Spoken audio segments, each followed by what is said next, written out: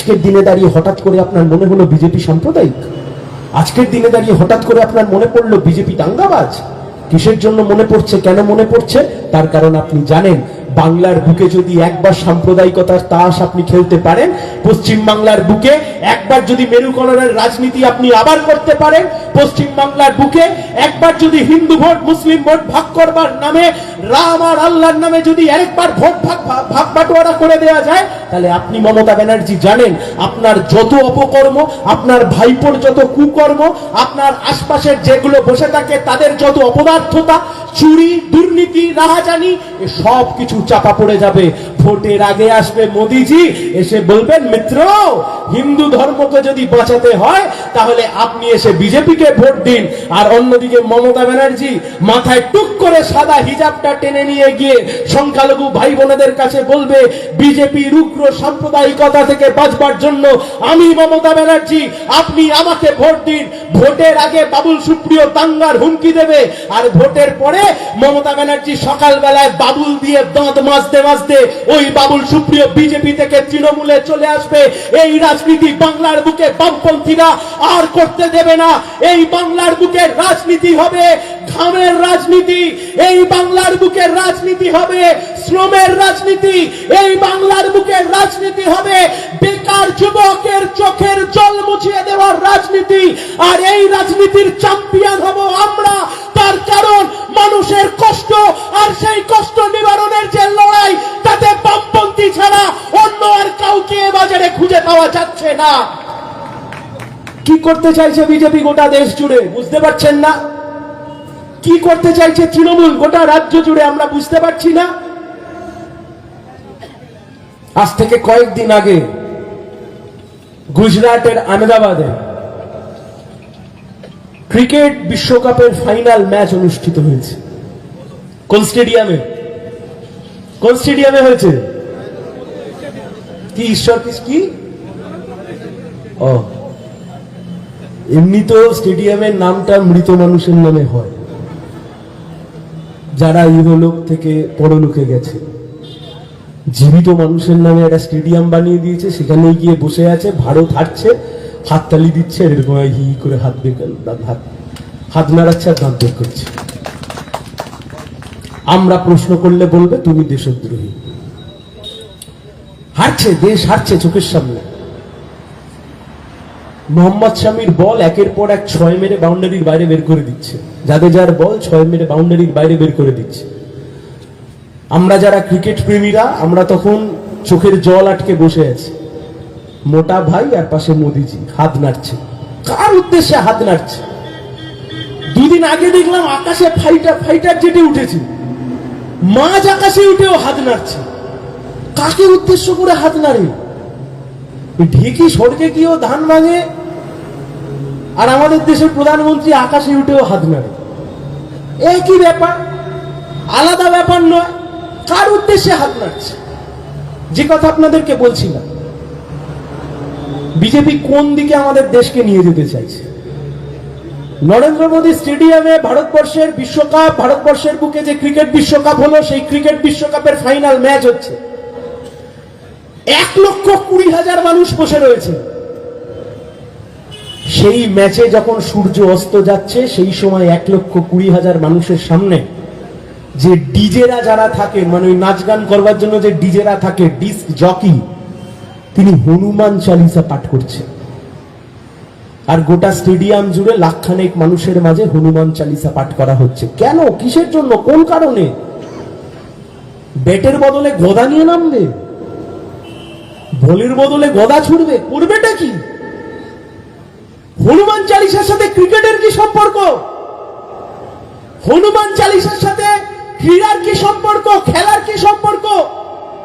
গোটা দেশকে বিজেপি কোথায় নিয়ে গিয়ে দাঁড় করাচ্ছে একবারের জন্য ভাবুন। আমাদের দেশের ক্রিকেট বিশ্বকাপ অনুষ্ঠিত হলো, তার আগে 2011 সাল মুম্বাইয়ের ওয়াংখেড়ে ক্রিকেট বিশ্বকাপ আয়োজিত হলো, আমরা বিশ্বকাপ জিতলাম।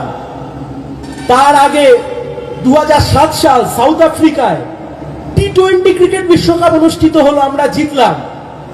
এই 3টে বিশ্বকাপের যদি কথা আপনার একবারের জন্য মনে থাকে, 2007 সালের বিশ্বকাপে একদিকে যেমন মহেন্দ্র সিং ধোনি 6 বলে 6টা 6 মেরে ভারতবর্ষকে ম্যাচ জিতিয়েছিলেন, টি20 বিশ্বকাপ পাইয়ে দিয়েছিলেন, তার সাথেও যে বোলার বল করে বলে বলে উইকেট নিয়েছিলেন তার নাম ছিল ইরফান পাঠান। 2011 সাল মুম্বাইয়ের ওয়াংখেড়ে স্টেডিয়াম, মহেন্দ্র সিং ধোনি লসিত মালিঙ্গাকে বলে 6 মেরে যখন ভারতবর্ষকে বিশ্বকাপ পাইয়ে দিচ্ছেন, সেই বিশ্বকাপেও ভারতবর্ষের হয়ে অসাধারণ বোলিং করেছিলেন আমাদের দলের হয়ে যিনি, তার নাম ছিল জাহির খান। এবারের বিশ্বকাপেও ভারত বনাম নিউজিল্যান্ড ম্যাচ যখন হচ্ছে, যখন আমরা আবার দেখছিলাম যে নিউজিল্যান্ডের কাছে আমাদের দেশ হয়তো আবার হেরে যাচ্ছে, যে বোলার চোখে চোখ রেখে লড়াই করে 7টা উইকেট নিয়েছিল তার নাম মোহাম্মদ সামি। নরেন্দ্র মোদী, অমিত শাহ, বিজেপি সরকার মোহাম্মদ সামি হোক, ইরফান পাঠান হোক, জাহির খান হোক, এদেরকে অস্বীকার করতে চায়, এদের কৃতিত্বকে অস্বীকার করতে চায়, এদের আত্মত্যাগকে অস্বীকার করতে চায়। এক দেশ, এক আইন, এক ধর্ম, এক ভোট, একই ট্যাক্স, তাই তো চলছে গোটা দেশ জুড়ে। এক ধর্ম, এক বর্ণ, একবারই ট্যাক্স নেবে, একবারই ভোট হবে, সব এক, ওয়াননেস।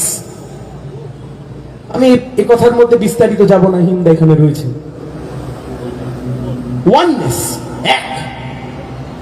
ভারতবর্ষের সংবিধান বলছে 5টা আঙুল, 5টা আঙুল 5টার মতো, কেউ একটু ছোট, কেউ একটু বড়, কেউ একটু মাঝারি, সব মিলিয়ে মুষ্টিবদ্ধ হাত। সংবিধানের কথায় যাকে বলা হয় ইউনিটি ইন ডাইভার্সিটি, বৈচিত্র্যের মধ্যে ঐক্য। কিন্তু মোদী অমিত শাহ সরকার বৈচিত্র্যের মধ্যে ঐক্য মানবে না, হিন্দুত্বকে ঘাড়ে চাপিয়ে দেবে। আপনি হয়তো ভাবছেন হিন্দুত্ব মানে হিন্দু ধর্ম, ভুল ভাবছেন। হিন্দুত্বের সাথে হিন্দু ধর্মের সম্পর্ক খুব বিশেষ নেই। হিন্দুত্ব মানে উচ্চ বর্ণের হিন্দুত্ব। হিন্দুত্ব মানে বিজেপি যে হিন্দুত্বের প্রপাগান্ডা চালাচ্ছে, আরএসএস যে হিন্দুত্বের প্রপাগান্ডা চালাচ্ছে, বজরং দল যে হিন্দুত্বের প্রপাগান্ডা চালাচ্ছে, বিএচপি যে হিন্দুত্বের প্রপাগান্ডা চালাচ্ছে, এই হিন্দুত্বের সাথে আমার মা বোনেরা, আমার মা কাকিমারা যে হিন্দু ধর্ম পালন করেন, শাঁখ বাজান, সন্ধ্যেবেলায় বাতি দেন, সন্ধ্যেবেলায় গিয়ে তুলসী মণ্ডপের ওখানে গিয়ে আপনারা যে প্রদীপ জ্বালান, আপনারা ধূপ জ্বালান, এর সাথে হিন্দুত্বের কোনো সম্পর্ক নেই। হিন্দুত্বের সম্পর্ক কিসে? হিন্দুত্বের সম্পর্ক বর্ণ প্রথায়, বর্ণাশ্রম প্রথা। যে বর্ণাশ্রম প্রথার বিরুদ্ধে এতদিন ধরে আমাদের দেশের মানুষ লড়ে গেলাম আমরা, যে বর্ণাশ্রম প্রথা বিলোপ করবার জন্য গোটা দেশ আস্তে আস্তে এগোলো। হ্যাঁ, এটা ঠিক, আমাদের রাজ্যের বুকে 34 বছর একটা বামপন্থীদের সরকার ছিল, সেই জন্য আমাদের রাজ্যে এই অর্থে কোথাও অস্পৃশ্যতা, উচ্চবর্ণ নিম্নবর্ণ এসব খুব একটা দেখা যায় না। চলে যান উত্তরপ্রদেশ, চলে যান গোবলয়ের যে কোনো রাজ্য, চলে যান রাজস্থান, চলে যান মধ্যপ্রদেশ, আপনি খুঁজে পাবেন। এই বিজেপির যদি এখানে ছোটখাটো শুভেন্দু অধিকারী ডান দিক বাদিকে ঘুরে বেড়ায় এরকম 2-4টে যদি থাকে, এসসি এসটি ওবিসি তুলে নিয়ে যাবেন উত্তরপ্রদেশে। জয় শ্রীরাম বলে শুধু উচ্চ বর্ণের একজন বিজেপি নেতাকে গিয়ে একবার জড়িয়ে ধরবে, জেল খাটছে অনুব্রত, ওর ভাষায় শুটিয়ে লাল করে দেবে, চামড়া গুটিয়ে দেবে। এই হিন্দুত্বকে আজকে চাপিয়ে দিতে চাইছে বিজেপি। আমাদের লড়াই তার বিরুদ্ধে, আমাদের লড়াই এই ধর্মনিরপেক্ষতাকে বাঁচানোর লড়াই, আমাদের লড়াই সংবিধানের মূল ভাবনাকে বাঁচানোর লড়াই, আমাদের লড়াই বেকার যুবকের হাতে চাকরি তুলে দেওয়ার লড়াই, আমাদের লড়াই শেষ 12-13 বছর ধরে এই বাংলার বুকে বড় কোনো শিল্প কলকারখানা দেখা নেই। এই যে দেখলেন না আজ থেকে কয়েকদিন আগে কলকাতার বুকে নাকি শিল্প সম্মেলন করেছে,